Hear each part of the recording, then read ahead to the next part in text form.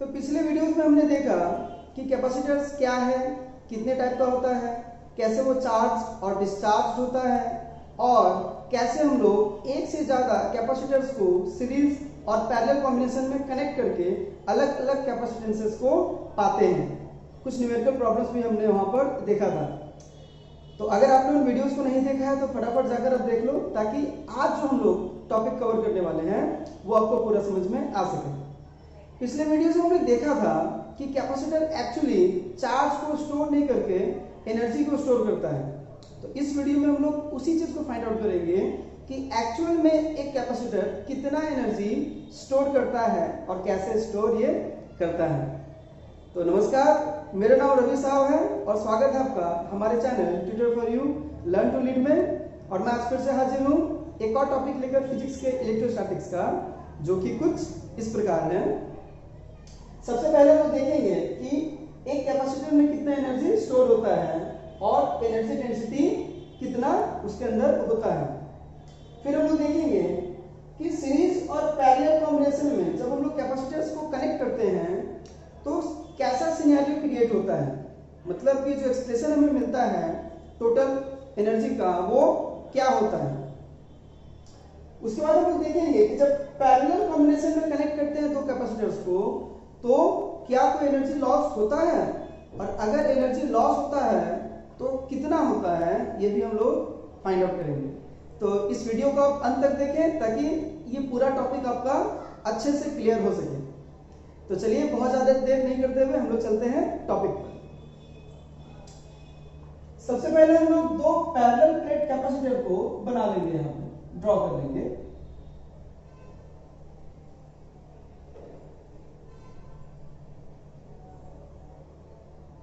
दो प्लेट्स हमने ले लिए और हमें पता है कि इन प्लेट्स को जब हम लोग कनेक्ट करेंगे किसी सेल से तो क्या होगा, तो यहां चार्ज क्रिएट होगा।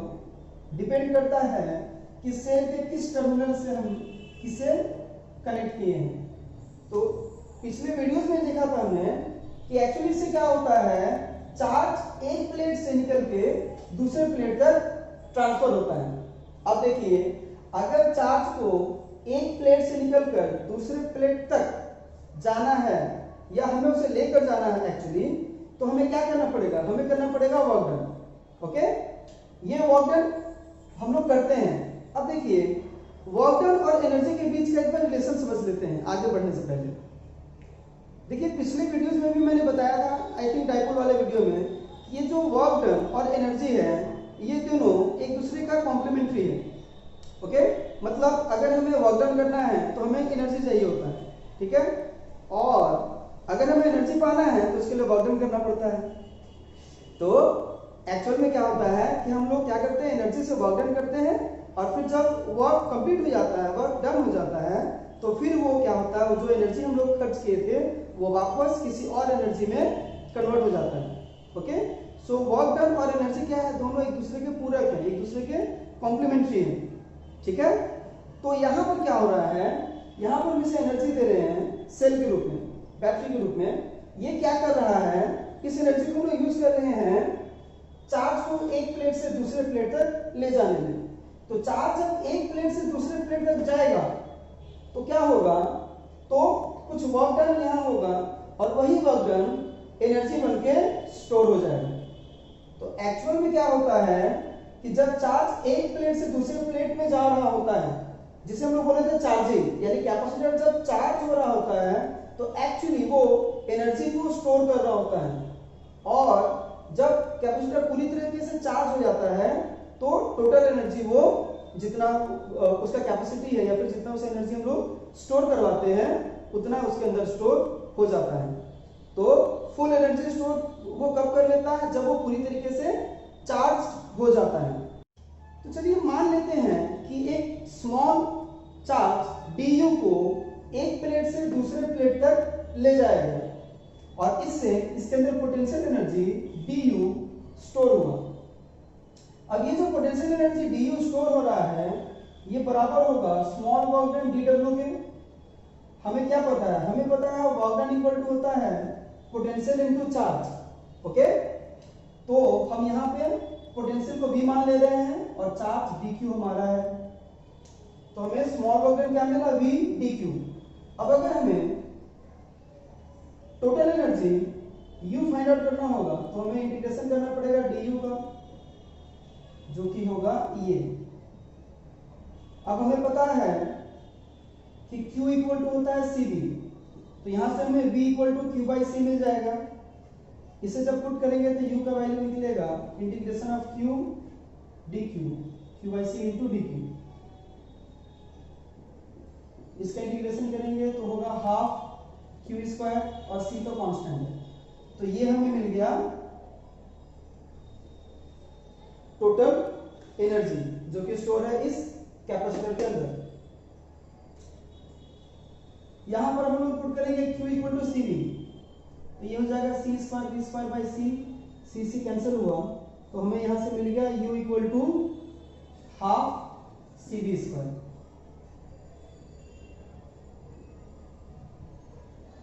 फिर अगर हम लोग यहां से C के प्लेस पे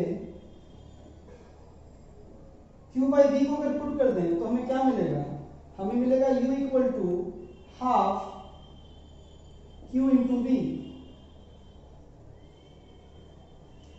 तो इन तीनों एक्सप्रेशन को हमें याद रखना है, ये तीनों एक्सप्रेशन टोटल चार्ज के हैं जो स्टोर हो रहा है किसी कैपेसिटर के अंदर। अब फटाफट इसका एनर्जी डेंसिटी भी देख लेते हैं। तो एनर्जी डेंसिटी क्या हो जाएगा इसका, तो इस कैपेसिटर के यूनिट वॉल्यूम में जो एनर्जी स्टोर होगा उसको हम लोग बोलेंगे एनर्जी डेंसिटी। इस कैपेसिटर के अंदर स्मॉल यूनिट यानी कि पर यूनिट वॉल्यूम, माफ कीजिएगा, पर यूनिट वॉल्यूम में जितना एनर्जी स्टोर होगा उसको बोलेंगे एनर्जी डेंसिटी। हमें अभी भी मिला U equal to half CV square. Okay, अब हमें क्या पता है, हमें पता है C इक्वल टू होता है A epsilon not by D, पिछले वीडियोस में हमने देखा था। और V इक्वल टू क्या होता है, V इक्वल टू हमें पता है होता है E इंटू D, ये भी हमें पता है। पोटेंशियल वाले वीडियो को आप देख लीजिएगा, आपको समझ में आ जाएगा। इन दोनों को पुट कर देंगे यहाँ पे, तो हमें क्या मिलेगा, हमें मिलेगा यहाँ से half A epsilon not by D into ED। तो हमें यहाँ से U by E square D square होगा, यहाँ पे D से D कटेगा, तो हमें एक्चुअली देखना है यहाँ पे U बाई AD। AD मतलब देखिए एरिया ऑफ द प्लेट, और D क्या है, D इन दोनों के बीच का डिस्टेंस है। यहाँ जो A है वो एरिया ऑफ द प्लेट है, ओके, और D क्या है, D है इन दोनों प्लेट्स के बीच का स्मॉल डिस्टेंस, एप्सिलॉन नॉट है परमिटिविटी ऑफ फ्री स्पेस, और E जो है ये है हमारे इलेक्ट्रिक फील्ड इंटेंसिटी इन दोनों के बीच का। तो U by AD equal to क्या मिलेगा, हमें मिलेगा half of E square epsilon not. तो ये रहा हमारा एनर्जी डेंसिटी।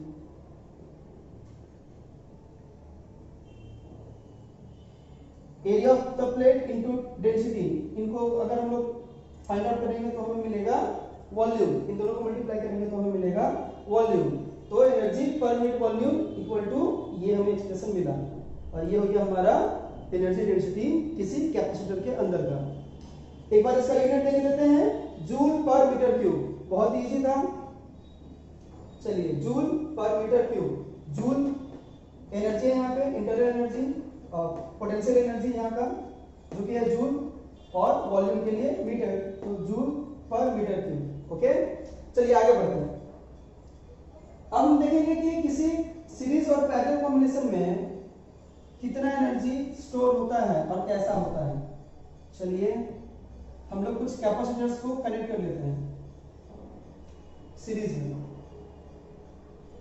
चलिए ये बहुत सारे कैपेसिटर्स को हम लोग कनेक्ट कर रहे हैं सीरीज में, ऐसा ही डॉट डॉट डॉट आगे तक, और हम लोग इसको एक सेल से कनेक्ट कर दे रहे हैं।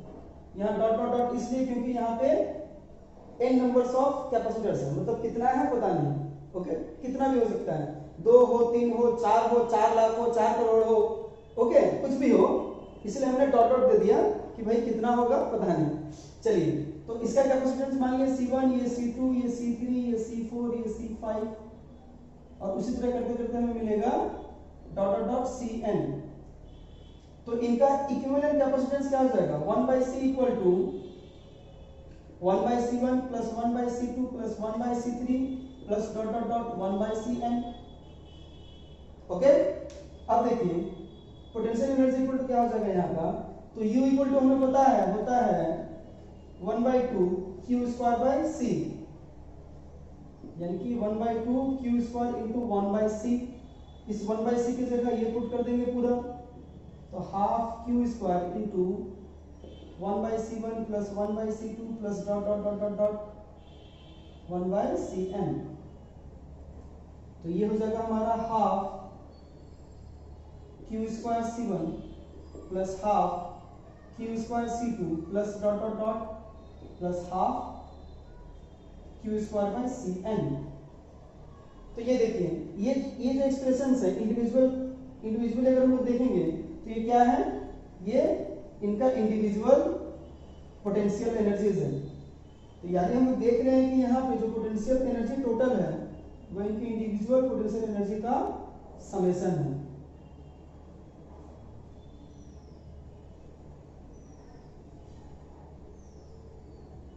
देखिए एनर्जी वैसे भी एक स्केलर क्वांटिटी है, और स्केलर क्वांटिटी जो जब हमें टोटल फाइंड आउट करना होता है तो एक्चुअली इंडिविजुअल्स का हम लोगों को बस ऐड कर लेना होता है। यहाँ भी वही हो रहा है।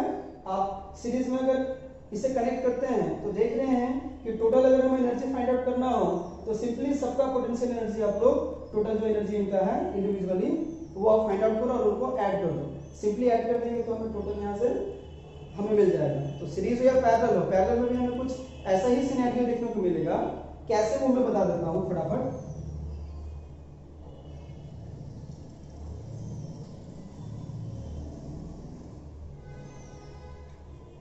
पैरेलल में लोग चलिए मान लेते हैं कि n कैपेसिटर्स को कनेक्ट किए हैं, n numbers of capacitors co dot dot dot dot cn तक।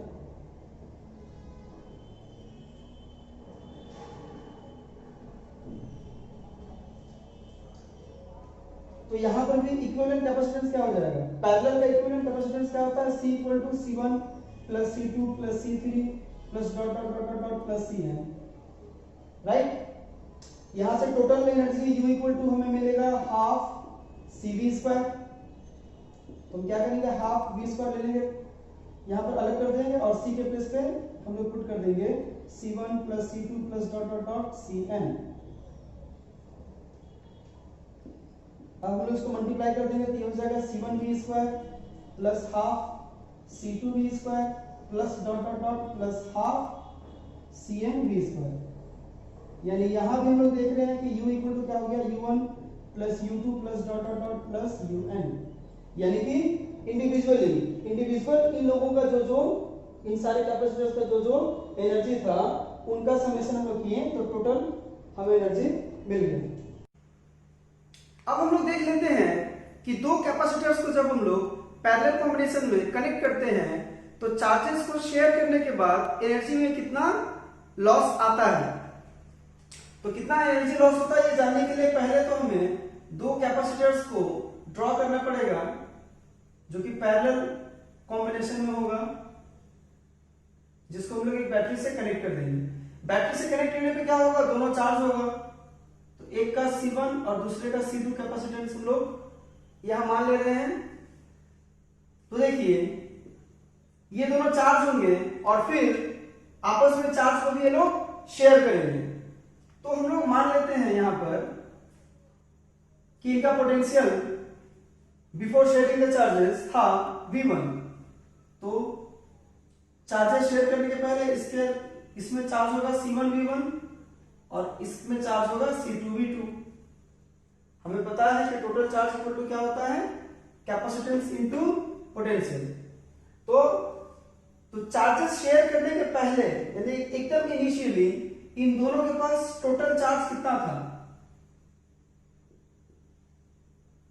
बिफोर शेयरिंग टोटल चार्ज कितना था। तो टोटल चार्ज हो जाएगा C1V1 plus C2V2।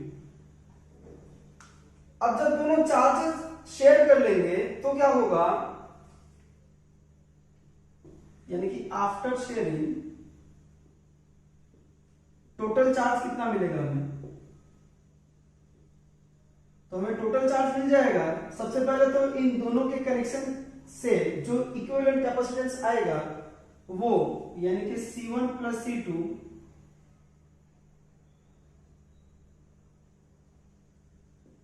Into total potential जो कि है V।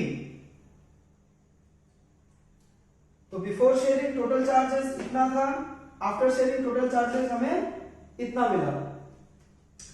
अब देखिए चार्जेस शेयरिंग के पहले हो या शेयरिंग के बाद हो, जो नेट चार्ज है यानी कि टोटल चार्ज है वो तो इक्वल होगा, क्योंकि चार्जेस क्या है, चार्जेस एक कंजर्वेटिव क्वांटिटी है ना। तो चार्जेस वैसे भी आप मान के चलिए ना, देखिए अब यहाँ पर जो टोटल चार्जेस है इन दोनों को मिला के है, तो और कोई बाहर से तो कोई चार्ज मिल नहीं रहा है, ठीक ना।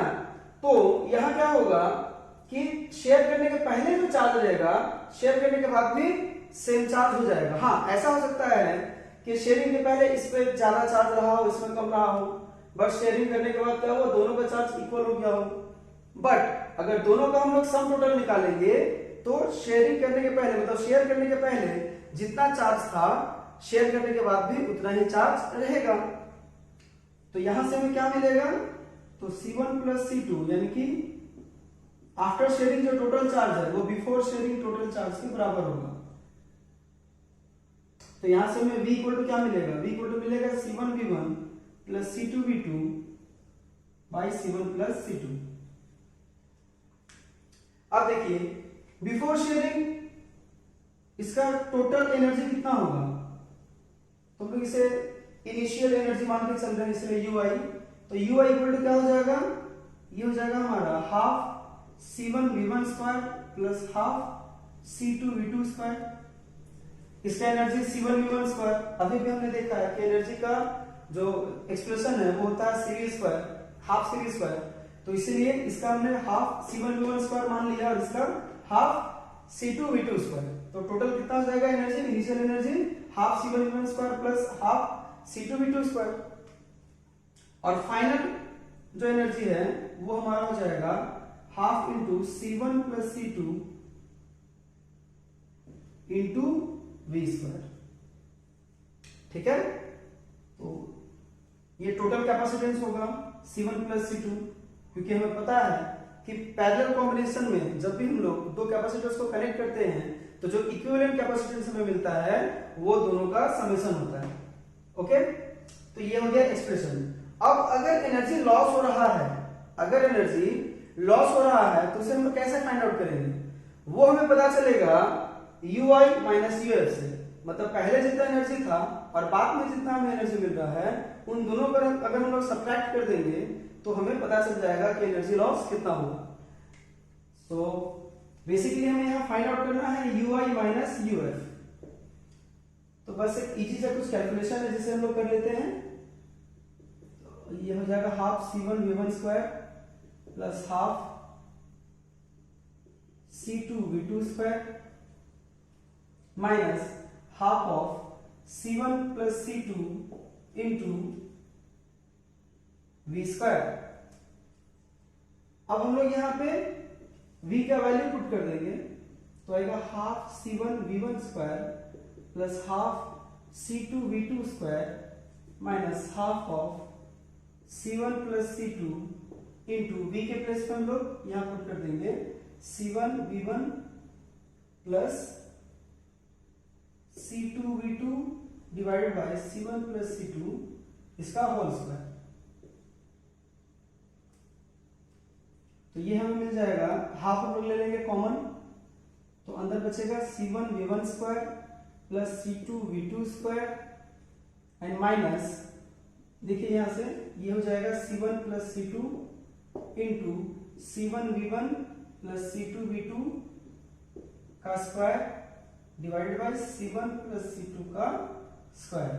तो ये C1 प्लस C2 यहां से कैंसिल हो जाएगा, तो हमें क्या मिलेगा, हमें मिलेगा half into C1 V1 square plus C2 V2 square minus, इसको हम लोग स्क्वायर के फॉर्म में अगर ब्रेक कर देंगे तो C1 square V1 square plus C2 V2 square plus 2 into C1 C2 V1 V2 ये मिलेगा divided by C1 plus C2। अब सिंपली एलसीएम लेकर के जब इसको हम लोग सॉल्व करेंगे तो हमें क्या मिलेगा, नॉमिनेटर में हमें मिलेगा C1 square V1 square plus C1 C2 V1 square plus C1 C2 V2 square plus C2 square V2 square minus C1 square V1 square minus C2 square V2 square minus 2 into C1 C2 V1 V2 divided by C1 plus C2। अब ये दोनों cancel हो जाएगा, C1 square V1 square plus minus की वजह से, और यहां से ये दोनों कैंसिल हो जाएगा। तो यहां से हमें मिलेगा half into C1 C2 V1 square plus C1 C2 V2 square minus 2 into C1 C2 V1 V2 divided by C1 plus C2। अब अगर C1 C2 हम लोग कॉमन ले लें ऊपर तो हमें मिलेगा C1 C2 into V1 square plus V2 square minus 2 into V1 V2 divided by C1 plus C2। तो हमें यहां से क्या मिलेगा, तो हमें यहां से finally ui minus uf equal to मिलेगा half into C1 C2 into V1 minus V2 का whole square divided by C1 plus C2। ये हमारा निकला लॉस ऑफ एनर्जी। तो देखिए यहां पे अगर हम लोग इस एक्सप्रेशन को देखें तो C1 C2 और C1 प्लस C2 ये सब तो हमारा फिक्स्ड टर्म्स है, मतलब कांस्टेंट है ये सब। तो ये जो लॉस ऑफ एनर्जी है वो किस पे डिपेंड कर रहा है, वो डिपेंड कर रहा है V1 माइनस V2 के स्क्वायर पे, मतलब दोनों कैपेसिटर के इनिशियल पोटेंशियल के डिफरेंस के स्क्वायर पे। तो देखिए यहाँ पर ये स्क्वायर है बाहर, तो अगर ये डिफरेंस नेगेटिव भी हुआ तो स्क्वायर उसको पॉजिटिव कर देगा, मतलब राइट हैंड साइड में हम जो एक्सप्रेशन देख रहे हैं ये कभी भी हमें नेगेटिव नहीं मिल सकता है। तो यानी कि हम कह सकते हैं कि यहाँ पर हम लोग को ये जो एक्सप्रेशन है वो या तो जीरो मिलेगा या तो कोई पॉजिटिव वैल्यू मिलेगा, मतलब यहां से साफ साफ पता चल रहा है कि लॉस ऑफ एनर्जी हो रहा है। तो ये था हमारा आज का वीडियो जिसमें हमने डिस्कस किया कैपेसिटर के एनर्जी से रिलेटेड कुछ टॉपिक्स को। उम्मीद करता हूं कि सारे टॉपिक आपको बहुत अच्छे से समझ में आ गए होंगे। अगर ऐसा है तो वीडियो को लाइक कर दीजिए, शेयर कर दीजिए और कमेंट सेक्शन में आप जरूर बताइए कि ये वीडियो आपको कैसा लगा है।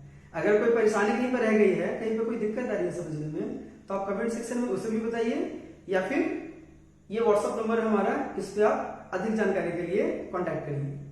अगर आपने चैनल को सब्सक्राइब नहीं किया तो प्लीज सब्सक्राइब कर दीजिए और पास का बेल आइकन को दबा दीजिए। इस वीडियो को आपने अंत तक देखा है, इसके लिए आपको बहुत बहुत धन्यवाद। आपसे मिलता हूं मैं किसी अगले यूजफुल वीडियो में, तब तक के लिए नमस्कार।